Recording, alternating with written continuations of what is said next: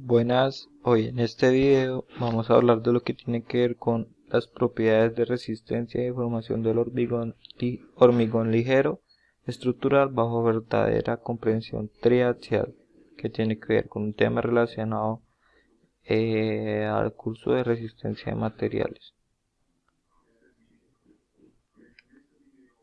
Bueno, entonces mi grupo está conformado y los que vamos a explicar ese tema como tal por Juan Andrés Blanco Guarnizo, Jonathan Eddy Perdomo Buenaventura y yo, Johan Felipe Convita Giraldo. Bueno, entonces vamos a dar una breve introducción. Entonces, comparado con el concreto de densidad normal, el concreto estructural liviano, o también llamado como vemos acá el LWC, tiene muchas ventajas tales como aislamiento térmico y acústico liviano, superior, buena absorción de energía de impacto, sin peligros de reacción alcalina y buen desempeño sísmico debido al módulo de elasticidad más bajo de LWC que el hormigón de peso normal. Con hormigón de peso normal nos referimos acá, como podemos observar, la NWS. Bueno, entonces por lo tanto el LWC es estructural, se ha utilizado con éxito en una amplia gama de construcciones, como edificios de gran altura, puentes de grandes luces y plataformas costeras. El LWC se puede dividir en hormigón semiligero lo denominamos como SLWC, y hormigón totalmente ligero, a lo que queremos decir al ALWC. En SLWC solo pasan agregados ligeros gruesos.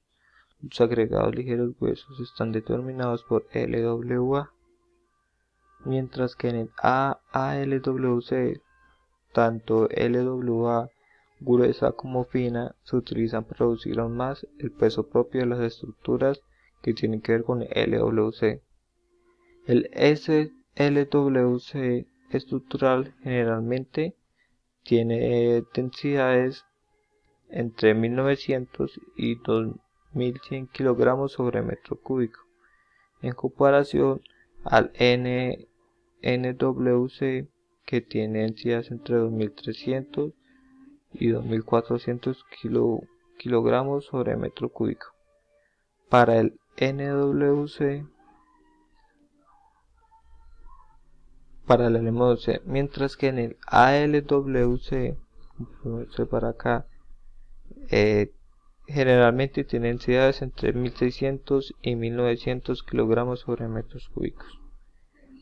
El agregado ligero, o sea el LWA, se utiliza hoy en día, que proviene principalmente de fuentes naturales o de materiales manufacturados, ya sea agregados de cenizas, de volantes sinterizados y aglutinados en frío. En comparación con los agregados de peso normal, la mayor característica distinta de los LWA es su estructura frágil, débil y porosa, por lo que la fragilidad del LWC es mayor que la del NWC. Para la misma proporción de mezcla y que hace resistencia a la compresión. La diferencia del mecanismo entre el LWC y el NWC desde el punto de vista de la estructura trifásica de microniveles. Encontró la rigidez del agregado de peso normal, es decir, de piedra caliza o granito, era mayor que la del mortero de cemento, por lo que las grietas generalmente se iniciaron en la CTI y viajaron alrededor de los agregados. Bueno, entonces después de hablar sobre la instrucción, entonces procedemos a lo que tiene que ver con los programas experimentales, que tienen que ver con la proporción de la mezcla y preparación de material. Bueno, entonces en esta tabla, como podemos observar acá, se incluyeron 3 hormigones. En el estudio y sus proporciones de mezcla se enumeraron, como podemos ver acá en la tabla. La relación de aglutinante agua del ALWC y CLWC es de 0,28 y 0,36 respectivamente, sabiendo que se utilizó cemento Portland estándar chino con un pH de 42,5 en todos los hormigones. La mezcla de 6% de humo de silicio y 14% de cenizas volantes como reemplazo del cemento se utilizó en LWC para obtener una buena trabajabilidad en estado fresco. Se utilizó un superplastificante, que quiere decir un aditivo reductor de agua, para obtener una trabajabilidad definida por valores de asentamiento entre 5 y 12 centímetros. Bueno, los LWA utilizados en el experimento, como observamos acá en esta figura, acá en esta figura como observamos. Entonces, como agregado fino de ALWC se utilizó arena de ceramcita de lutita graduada continuo con tamaño de partícula inferior a 5 milímetros del módulo de finura 3,2, que tiene una densidad aparente entre 1460 kilogramos sobre metro cúbico, con su gravedad específica que es de 1,46. La relación de absorción de agua de 24 horas de 20,8%. Como agregado grueso del ALWC se utilizó ceramcita de lutita triturada con un diámetro de partícula de 5 milímetros a 20 milímetros, densidad aparente de 1390 kilogramos sobre metro cúbico, con su gravedad específica de 1,39 y con una relación de absorción de agua de 24 horas de 7,4%. La arena del río natural de clasificación continua con tamaño de partícula inferior a 5 milímetros, de módulo de finura 2,7, densidad aparente de 2670 kilogramos sobre metro cúbico y con una densidad relativa de 2,67, se utilizó una relación de absorción de agua de 24 horas de 1,2%, como agregado fino del SLWC y NWC. Como agregado grueso de SLWC se utilizó ceramcita de ceniza de volante sinterizada esférica con un diámetro de partícula de 4 milímetros a 16 milímetros de densidad aparente de 1420 kilogramos sobre metro cúbico y con una gravedad específica de 1,42, con su relación de absorción de agua de 24 horas de 11,3%. Listo. Bueno, acá en nuestra preparación de la muestra, entonces como podemos observar,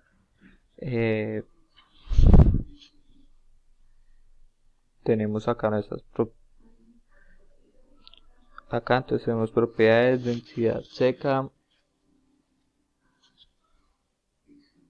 Bueno, entonces como se mencionó anteriormente, entonces respecto a esta tabla se moldearon tres tipos de probeta. Se prepararon probetas cúbicas de 100 milímetros por 100 milímetros por 100 milímetros para realizar el ensayo de densidad seca, ensayo de transición por división por ensayos de comprensión multiaxial. Se utilizaban probetas de cubo de 150 milímetros por 150 milímetros y probetas de prisma de 150 milímetros por 150 milímetros por 300 milímetros para ensayar los grados de resistencia a la compresión y la resistencia a la compresión axial de varios tipos de hormigón.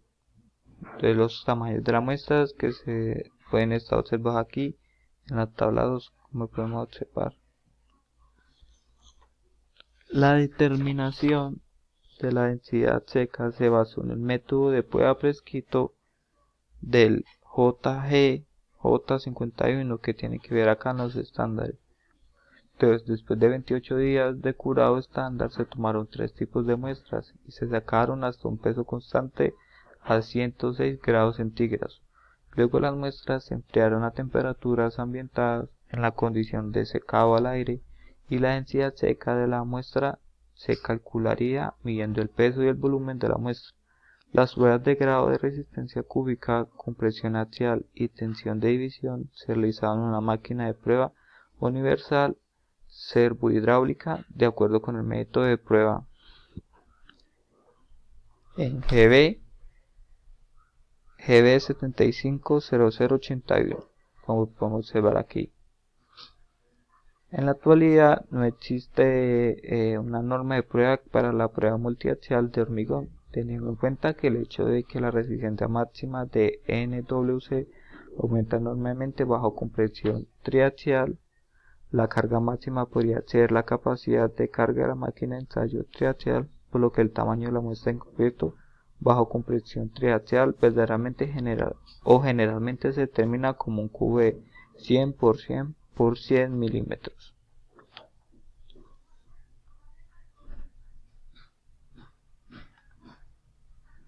Bueno, entonces, y como podemos observar acá a continuación, entonces tenemos lo que tiene que ver con el sistema y procedimiento de prueba triaxial.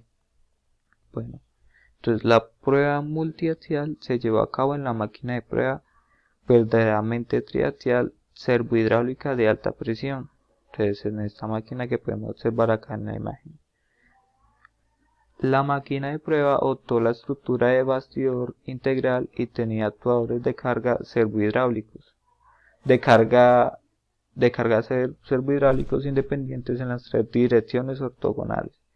En la dirección vertical, o sea en Z por decirlo así, donde la tensión principal se especificó como sigma 3, las cargas de atracción y compresión pueden alcanzar como máximo 1000 kN y 5000 kN. En las dos direcciones horizontales, que tienen correspondiente a X y Y, corresponden a la tensión sigma 1 y sigma 2, respectivamente. La fuerza máxima de prueba fue de 3000 kN. Con la ayuda del sistema Servicentro digital, las cargas le pueden aplicar proporcionalmente o con presión arterial constante en tres direcciones. Bueno, entonces después a consiguiente a eso, se asumió que la tensión de tracción y la deformación eran positivas. Entonces, como podemos observar acá, se presentó esta relación, donde sigma 1, sigma 2 y sigma 3 eran tensiones principales tridimensionales, respectivamente, considerando la capacidad de carga de la máquina de ensayo. Se adoptaron los siguientes estados de tensión como trayectoria de carga, es decir, compresión uniaxial, compresión equibiaxial, compresión triaxial, con la relación de tensión sigma 1, sigma 2 y sigma 3, como podemos observar acá. Después de esto se analizaron de 3 a 5 muestras para cada relación de tensión específica y se eliminaron los datos anormales para garantizar que sus valores promedios de al menos 3 muestras fueran eficaces y fiables. Listo. Finalmente, esta concluyó mi parte, entonces por consiguiente continuarán mis compañeros siguiendo la explicación de este artículo. Muchas gracias. Bueno, a continuación vamos a ver los resultados de las pruebas y los debates. Vamos a ver los modos de fallo. Hay unos patrones de fallos del hormigón de NWC, ALWC y SLWC, que estos son especímenes bajo la carga de tensión de división, la compresión uniaxial, la compresión equibiaxial y la comprensión verdaderamente triaxial, que se muestran pues en las figuras 3, 4 y 5 que pues se están viendo en la diapositiva. En la figura 3 vamos a ver los modos de la falla del hormigón NWC. Vamos a ver la figura 4 que son los modos de la falla de ALWC y en la figura 5 los modos de la falla del hormigón de SWC. Podemos pasar a la siguiente diapositiva. En esta primera figura se van a encontrar pues una principal grieta que se propaga en la dirección vertical de la carga de tracción, para todos los especímenes bajo tensión uniaxial, que fue nombrado o se le dio pues un nombre como la tracción de fracaso de fractura, de modo que pues se va a observar pues en la figura 3, 4 y 5. Estas figuras, bueno, podemos ver en estas figuras que se presenta la superficie de fractura de diferentes hormigones sometidos a la tensión uniaxial. En cuanto a al hormigón de NWC, la rigidez del agregado de piedra caliza fue mayor que la del mortero de cemento. Estas grietas generalmente se extendían desde el área de la interfaz o el área de daño formado en el mortero. Eh, a diferencia del NWC, la rigidez del mortero de cemento con menor porción de aglutinante de agua fue mayor que la del de LAW en el de LWC. Y pues esta grieta que se generó ahí penetró directamente a través del agregado grueso. Podemos pasar a la siguiente diapositiva. En el estado de tensión de compresión multiaxial, cuando el nivel de tensión de compresión lateral era pequeño, más o menos menor o igual a 0.1, incluyendo la compresión uniaxial y triaxial, eh, esto pues genera una relación de tensión. Pues ahí pueden ver que la falla ocurrió con la propagación de varias grietas distribuidas verticales e inclinadas. Con esto pues llegó a denominar que esto es, es un modo de falla tipo columna, como se muestra pues en la figura 3, 4 y 5. Acá se observó que el modo de la falla ALWC era mucho más frágil que el de NWC y SLWC. Cuando el valor pues absoluto del primer esfuerzo principal era todavía mucho menor que el del tercer esfuerzo principal. Y el segundo esfuerzo principal era lo suficientemente grande como para evitar la deformación por tracción en la dirección, eh, incluyendo pues también el equibiaxial y la compresión triaxial con la relación de tensión, pues cada una con su respectivo valor de la de primer esfuerzo era de igual o menor a 0.1, la de tercer esfuerzo era de entre igual o menor a 0.25 y la de tercer esfuerzo era de mayor o igual a 0.5.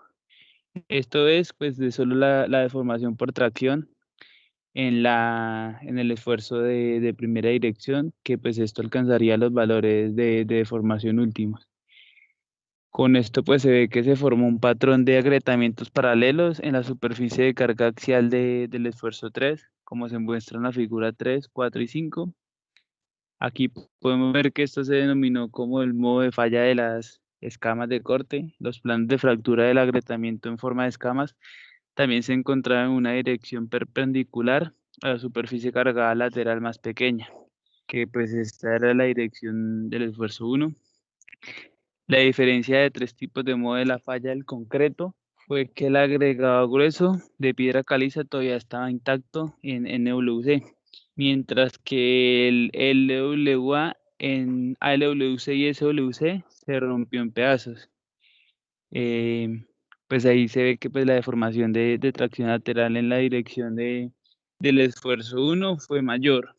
Y pues podemos pasar a la siguiente diapositiva.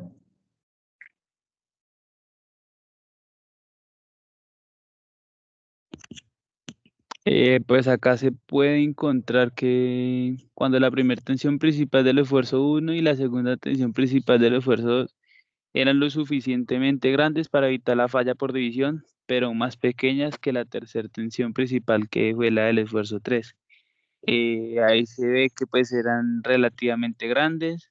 eh, Se apreció que pues aparecerían en la muestra una o dos grietas de corte mayor. Estas eran diagonales paralelas al plano y pues ahí se exhibía un patrón en forma de V, como se muestra en la figura 3, 4 y 5.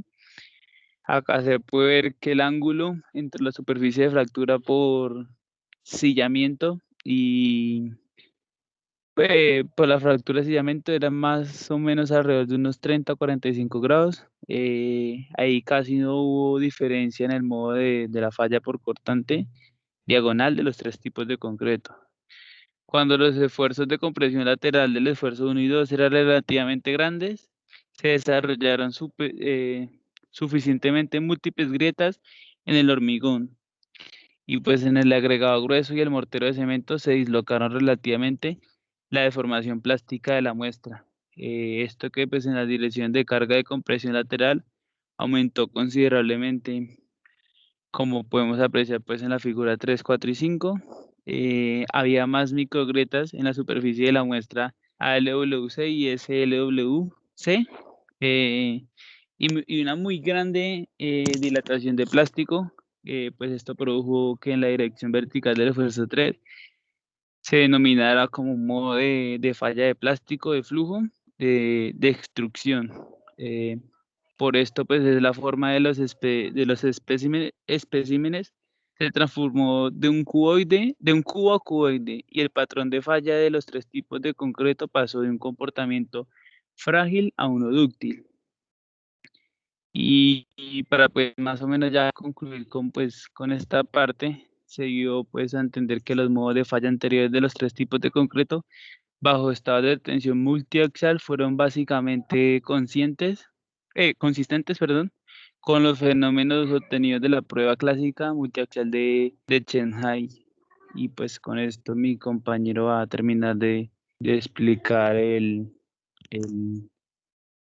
el, a concluir pues con la explicación pues de dicho trabajo. Muchas gracias y feliz noche.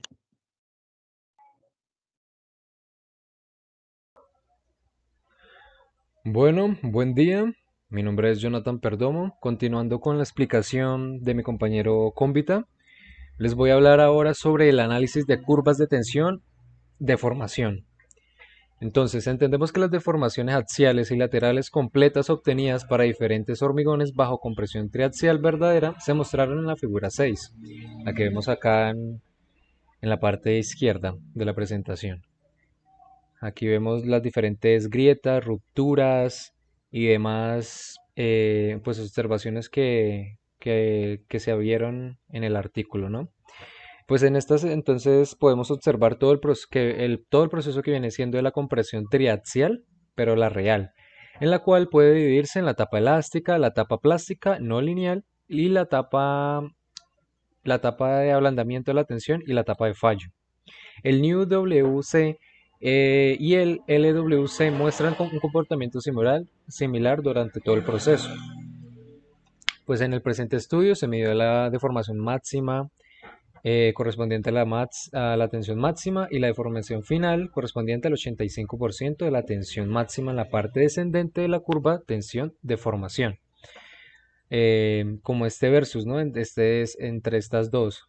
La, qué tan puede llegar a su punto máximo de tensión sin romperse y sin que surja la deformación, que ahí es donde entraría la deformación como tal.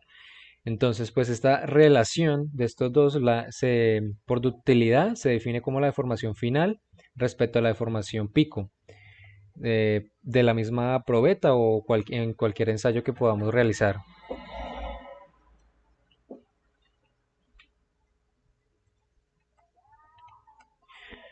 Bueno, aquí tenemos la tabla, que es cuando la relación de tensión principal mínima era relativamente baja, más o menos igual a 0,1. La proporción lineal de la curva tensión deformación del LWC en la dirección 3 era obviamente mayor que la del New WC, y se observó que la pendiente inicial de la curva del LWC era menor que la del LWC. Después del pico de resistencia, el LWC mostró un comportamiento más dúctil que el LWC bajo el mismo estado de tensión. En esta tabla, pues la segunda dirección principal de compresión eh, de este pues, desarrollo de la deformación estaba relacionado con la tensión principal intermedia. Cuando eh, delta 2 y dividido en delta 3 es menor a 0,5, la deformación del esfuerzo 2 fue primero una deformación de comprensión y se convirtió en una deformación de tracción cerca del esfuerzo máximo. Cuando delta 2 es igual dividido en 3, dividido en delta 3 es mayor o igual a 0,5, la deformación de compresión se convirtió en una deformación de tracción cerca del esfuerzo máximo. Y la deformación de esfuerzo era de compresión. La deformación de esfuerzo 1 en la dirección de delta 1 comenzó en una deformación de compresión y se transformó en una deformación de tracción en el rango del 60 al 80% de la tensión máxima de este concreto. A un nivel de relación de tensiones elevado, todas las probetas se comportaron de la forma más dúctil, como lo vimos en la tabla 4.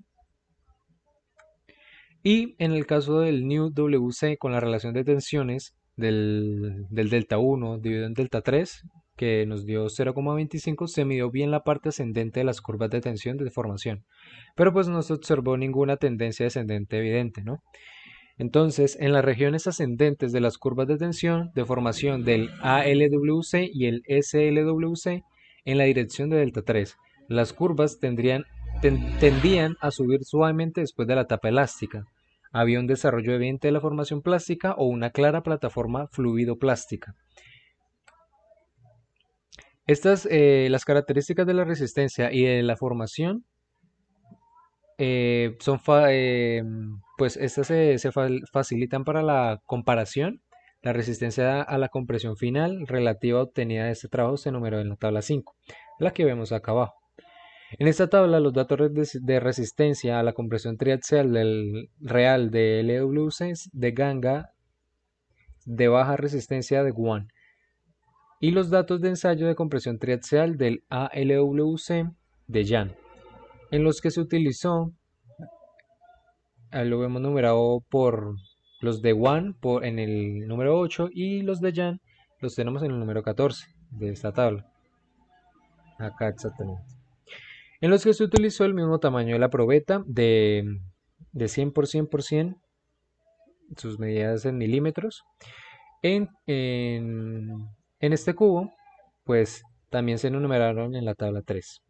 La resistencia de la compresión uniaxial y la densidad del ALWC utilizadas en el experimento de Wan fueron de 16,68 megapascales y 1531 kilogramos metro cúbico. Entonces, la resistencia de la compresión uniaxial y la densidad del ALWC utilizado en el experimento de Yan fue de 28,0 megapascales y 1723 kilogramos metro cúbico.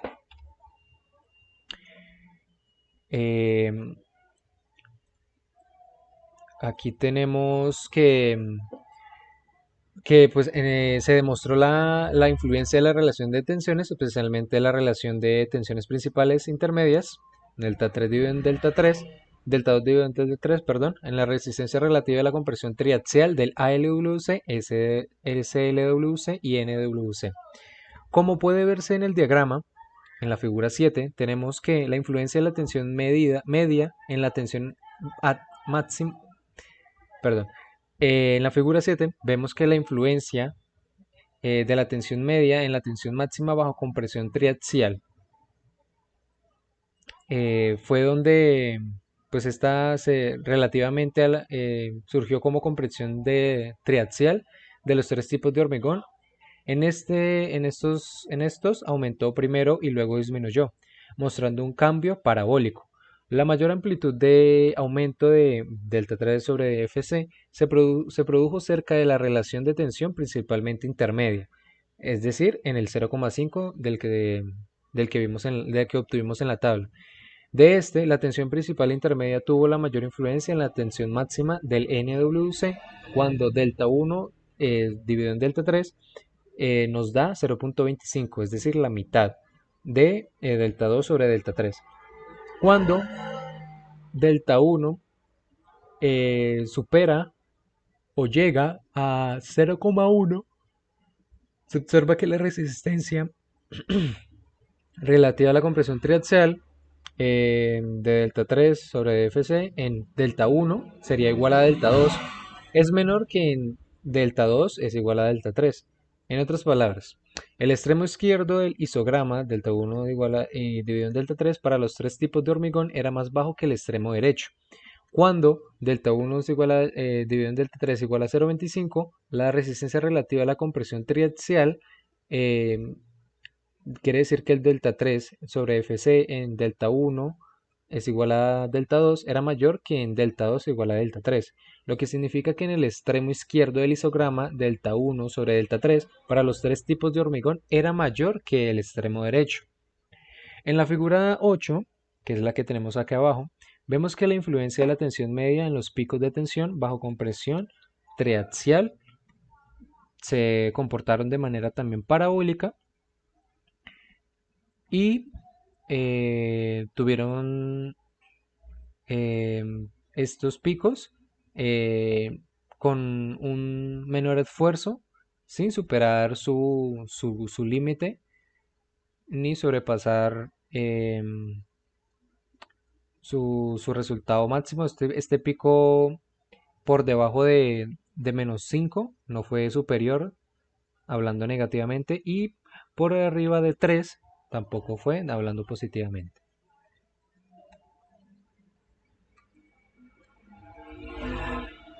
Bueno, aquí ya entraría el criterio de fallo, que ¿cómo lo determinamos? Bueno, este criterio, como se ha mencionado anteriormente por los investigadores como Jan, Wan y Jan, con Y, llevaron a cabo una serie de ensayos de compresión triaxial en LWC con diferentes grados de resistencia. Los resultados de sus ensayos también mostraron que la resistencia última triaxial del hormigón estaba significativamente influenciada por la relación de esfuerzos, el tipo de hormigón y la clase de resistencia uniaxial.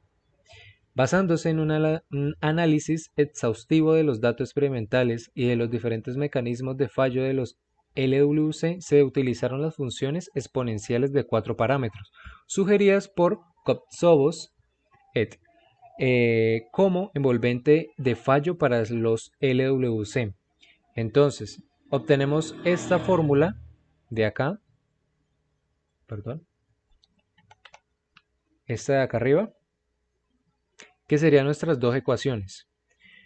Nos dice que la envolvente de fallo en el plano desviatorio se derivó de la ecuación de la curva elíptica sugerida por el modelo de William Warnke. Entonces, de estas obtendríamos una tercera ecuación, la cual serían las tensiones octaédricas y el ángulo de similitud se calcularon mediante las siguientes ecuaciones respectivamente. Entonces tenemos que el ángulo de similitud de ángulo ROC y el esfuerzo cortante octaédrico en la meridiana de tracción y compresión en las ecuaciones de la meridiana 1 y 2, K1, K2, K3 y K4 representaron el efecto de las propiedades físicas del hormigón en sus características de resistencia triaxial. Para calibrar los 4 parámetros anteriores se seleccionaron 4 puntos de esfuerzo característicos, es decir, la resistencia de la tracción uniaxial. Esta sería dada en pies y sería el ángulo igual a 0. La resistencia a la compresión uniaxial, Fc, sería igual a un ángulo de 60 grados. La resistencia a la compresión equibiaxial sería igual también a un grado 0. Y los puntos de intersección de la envolvente última con el eje de la tensión hidrostática, es decir, el punto de tracción equitriaxial. Muchos resultados de ensayo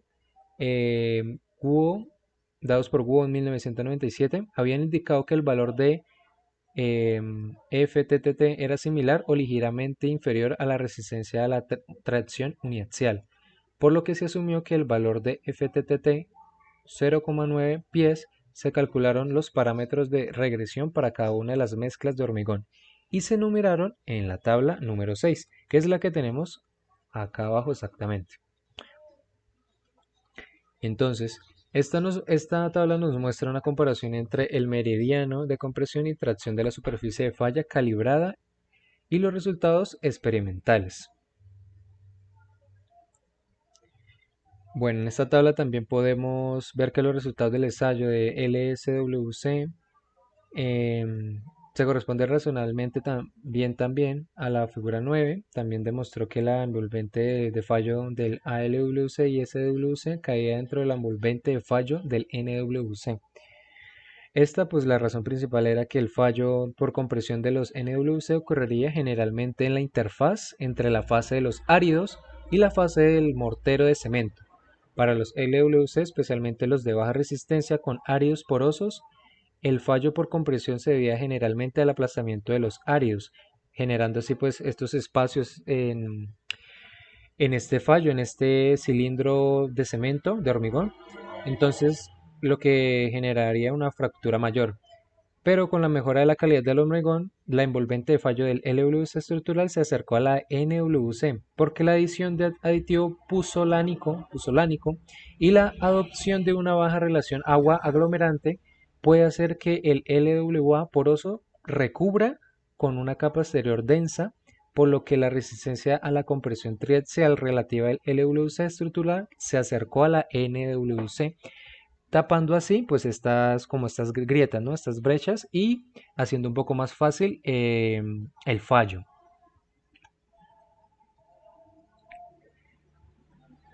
Esta sería la figura 9 y nuestra tabla de las comparativas dependiendo de los fallos y los números recolectados bajo los datos de prueba.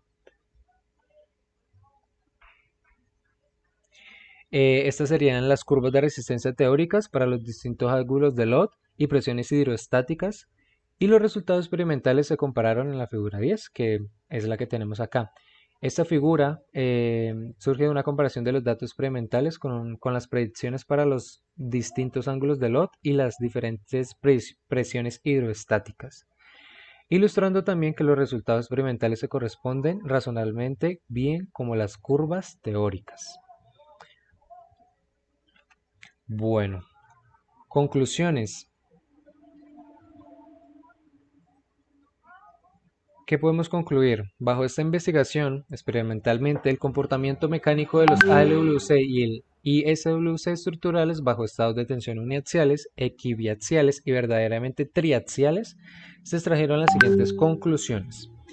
Primero, los modos de fallos macroscópico de los ALWC y SLWC estructurales bajo estados de tensión multiaxial eran casi los mismos que los de NWC. Con cambio de la relación de tensiones, los modos de fallo pueden dividirse en fractura por tracción de tipo columnar, división de rodajas, sillamiento diagonal y modos de fallo de flujo plástico por extrusión. Sin embargo, hay algunas diferencias sobre los mecanismos de fallo. Las grietas en el NWC se propagan a través de la zona de transmisión de interfaz entre la fase de agregado y la fase de mortero cuando se somete a la carga, mientras que las grietas en el ALWC y el SWC atraviesan directamente los agregados, por lo que el fallo del LWC fue gobernado por la división de los LWA. Segundo, la resistencia relativa a la compresión triaxial del LWC fue menor que la del NWC, mientras que la del ALWC fue menor que la del SLWC, a un nivel de relación de esfuerzo más bajo. La resistencia relativa a la compresión triaxial del LWC de baja resistencia del LWC estructural era casi la misma a un nivel de relación de tensiones más bajo, pero bajo una relación de tensiones más alta, y la resistencia relativa a la compresión triaxial del LWC estructural se acercaba a la de NWC, mientras que la resistencia relativa a la compresión triaxial del LWC de baja resistencia seguía siendo muy inferior a la del NWC. Esto lo mencionó mi compañero Juan en la parte de ensayos. 3. En el estado de compresión verdaderamente triaxial, cuando la relación de esfuerzos de delta 1 sobre delta 3 constante es igual a una constante, la mayor amplitud de aumento de la resistencia a la compresión triaxial se produjo cerca de delta 2 sobre delta 3 es igual a cuando era igual a 0,5. Y el pico de la deformación principal de comprensión de este esfuerzo tuvo el valor máximo cerca de de delta 2 sobre delta 3 es igual a 0,25, es decir, la mitad. Mientras que en el pico de la deformación de este esfuerzo 2, en la segunda dirección principal de los esfuerzos cambia de tensión a compresión cerca de los 0,25. Cuarto, bajo la misma relación de esfuerzo triaxial, la proporción del segmento lineal de la curva de esfuerzo de deformación del LWC estructural fue mayor que la del NWC, pero bajo la condición de una baja relación de esfuerzos, es decir, que el delta 1 sobre el delta 3 es igual a 0,1, la deformación correspondiente al pico de esfuerzo en tres direcciones principales era mucho mayor que la del NWC, con una relación de tensiones de compresión más alta, es decir, de 0,25. Todos los hormigones mostraron un comportamiento pseudodúctil a la deformación en tres direcciones principales, del ALWC y del SLWC. Fueron muy cercanas a la del NWC. Quinto, los criterios de fallo, propuestos con diferentes constantes del material expresadas en el espacio de tensiones octaédricas, muestran un buen acuerdo con los resultados experimentales. Y esto sería todo por el tema del artículo escogido. Y muchas gracias.